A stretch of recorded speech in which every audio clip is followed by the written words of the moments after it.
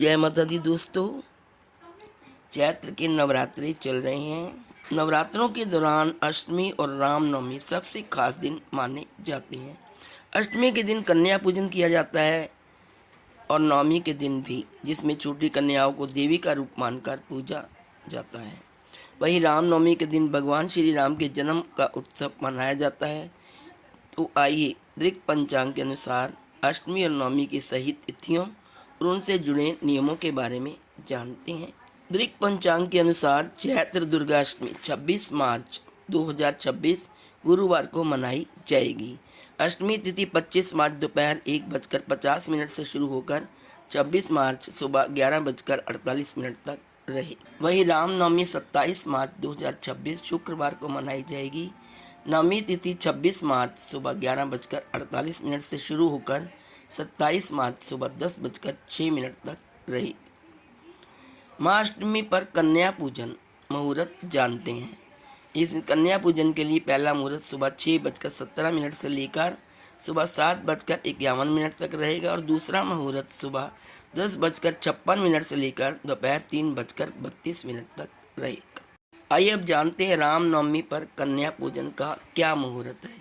रामनवमी के दिन सर्वात सिद्धि योग सुबह 6:17 से लेकर दोपहर 3:24 तक बना रहेगा। अभिजीत मुहूर्त दोपहर 12:20 से लेकर 12:51 तक रहेगा। लाभ उन्नति मुहूर्त सुबह 7:50 से लेकर सुबह 9:22 तक और अभियोग पूरे दिन रहेगा। इस दौरान आप कन्या पूजन कर सकते हैं। आइए अब जानते हैं अष्टमी और नवमी के दिन क्या करें और क्या ना। पहले हम जानेंगे कि अष्टमी और नवमी के दिन क्या करना चाहिए। अष्टमी के दिन 2 से 10 साल की कन्याओं को भोजन कराएं, उनका आशीर्वाद लें क्योंकि उन्हें देवी का रूप माना जाता है। अष्टमी और नवमी के बीच का समय संधि काल कहलाता है, जो बहुत शुभ माना जाता है। इस समय दीपक जलाकर माता चामुंडा का ध्यान करने से जीवन की परेशानियां दूर होती हैं।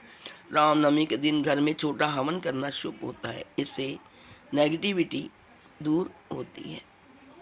आइए अब जानते हैं क्या नहीं करना चाहिए। इन दोनों दिनों में किसी से झगड़ा या अपमान नहीं करना चाहिए। तामसिक भोजन का प्रयोग नहीं करना चाहिए, सिर्फ सात्विक भोजन करें। रामनवमी के दिन भगवान राम को तुलसी चढ़ाएं, लेकिन नवरात्र में देवी दुर्गा को तुलसी अर्पित कभी न करें। सुबह ब्रह्म मुहूर्त में उठना शुभ माना जाता है। देर तक सोने से पूजा का फल कम हो सकता है। तो दोस्तों, ये थी संपूर्ण जानकारी चैत्र नवरात्रि 2026 में आने वाली अष्टमी और नवमी के बारे में। आप सबको मेरी तरफ से महाअष्टमी और महानवमी की हार्दिक शुभकामनाएं।